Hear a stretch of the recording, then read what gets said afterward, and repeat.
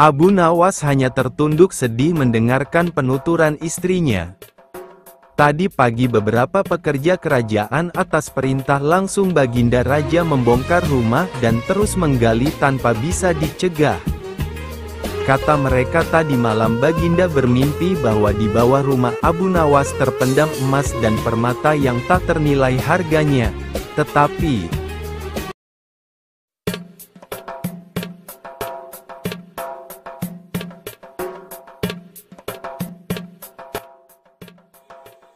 setelah mereka terus menggali ternyata emas dan permata itu tidak ditemukan. Dan Baginda juga tidak meminta maaf kepada Abu Nawas. Apabila mengganti kerugian, inilah yang membuat Abu Nawas memendam dendam. Lama Abu Nawas memeras otak. Namun belum juga ia menemukan muslihat untuk membalas Baginda. Makanan yang dihidangkan oleh istrinya tidak dimakan karena nafsu makannya lenyap. Malam pun tiba, namun Abu Nawas tetap tidak beranjak. Keesokan hari Abu Nawas melihat lalat-lalat mulai menyerbu makanan Abu Nawas yang sudah basi. Lah tiba-tiba tertawa riang. "Tolong ambilkan kain penutup untuk makananku dan sebatang besi." Abu Nawas berkata kepada istrinya. "Untuk apa?" tanya istrinya heran. "Membalas Baginda Raja," kata Abu Nawas singkat. Dengan muka berseri-seri Abu Nawas berangkat menuju istana. Setiba di istana Abu Nawas membungkuk hormat dan berkata, "Ampun tuanku, hamba menghadap tuanku Baginda hanya untuk mengadukan perlakuan tamu-tamu yang tidak diundang.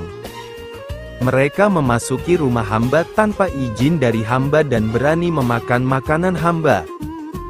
"Siapakah tamu-tamu yang tidak diundang itu wahai Abu Nawas?" sergap Baginda kasar. "Lalat-lalat ini, tuanku," kata Abu Nawas sambil membuka penutup piringnya. "Kepada siapa lagi kalau bukan kepada Baginda junjungan hamba? Hamba mengadukan perlakuan yang tidak adil ini. Lalu keadilan yang bagaimana yang engkau inginkan dariku?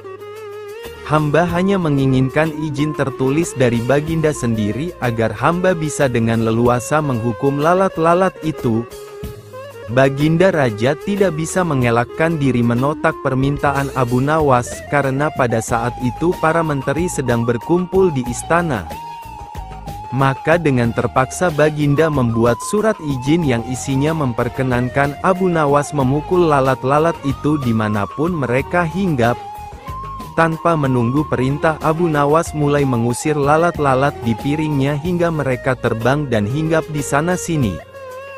Dengan tongkat besi yang sudah sejak tadi dibawanya dari rumah, Nawas mulai mengejar dan memukuli lalat-lalat itu. Ada yang hinggap di kaca. Abu Nawas dengan leluasa memukul kaca itu hingga hancur. Kemudian vas bunga yang indah. Kemudian giliran patung hias sehingga sebagian dari istana dan perabotannya remuk diterjang tongkat besi Abu Nawas. Bahkan Abu Nawas tidak merasa malu memukul lalat yang kebetulan hinggap di tempayan Baginda Raja. Baginda Raja tidak bisa berbuat apa-apa kecuali menyadari kekeliruan yang telah dilakukan terhadap Abu Nawas dan keluarganya. Dan setelah merasa puas, Abu Nawas mohon diri. Barang-barang kesayangan Baginda banyak yang hancur. Bukan hanya itu saja, Baginda juga menanggung rasa malu. Kini ia sadar betapa kelirunya berbuat semena-mena kepada Abu Nawas. Abu Nawas yang nampak lucu dan sering menyenangkan orang itu ternyata bisa berubah menjadi garang dan ganas serta mampu membalas dendam terhadap orang yang mengusiknya. Abu Nawas pulang dengan perasaan lega. Istrinya pasti sedang menunggu di rumah untuk mendengarkan cerita apa yang dibawa dari istana.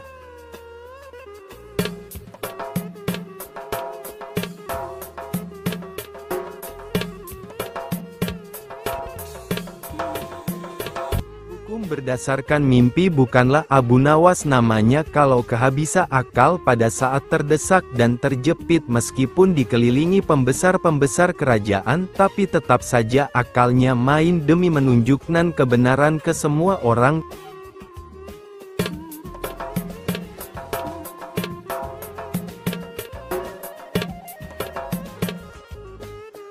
Salah satu kisahnya adalah ketika Abu Nawas harus menghentikan sepak terjang sang hakim yang tidak adil sama sekali, yaitu hukum berdasarkan mimpi.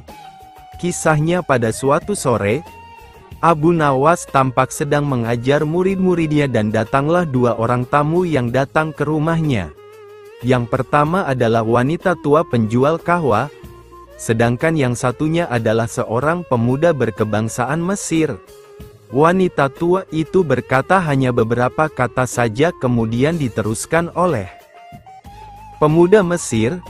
Setelah mendengar pengaduan mereka, Abu Nawas menyuruh murid-muridnya untuk menutup kitab mereka. Sekarang pulanglah kalian dan ajaklah teman-teman kalian datang kepadaku pada malam hari ini sambil membawa cangkul, penggali, kapak dan martil serta batu, ujar Abu Nawas. Meskipun para murid merasa heran dengan perintah gurunya, namun mereka tetap patuh dengan perintah sang guru. Pada malam harinya mereka datang ke rumah Abu Nawas dengan membawa peralatan yang diminta sang guru untuk merusak rumah. Lalu Abu Nawas memerintahkan mereka merusak rumah Tuan Kadi yang baru saja terpilih. Abu Nawas juga menegaskan bahwa mereka harus merobohkan rumah tersebut. Bahkan kalau ada yang menghalangi haruslah mereka lawan. Setelah mendapatkan arahan dari Abu Nawas, para muridnya langsung menuju rumah Tuan Kadi. Mereka menghancurkan rumah Tuan Kadi dengan kalap.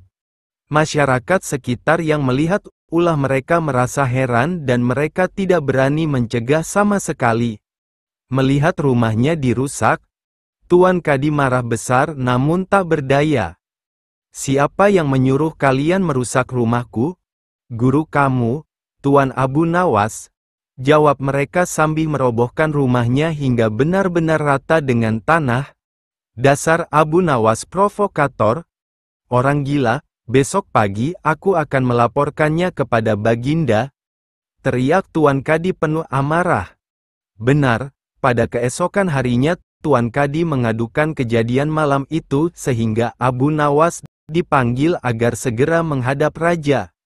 Baginda raja menanyakan apa alasan Abu Nawas melakukan perusakan tersebut.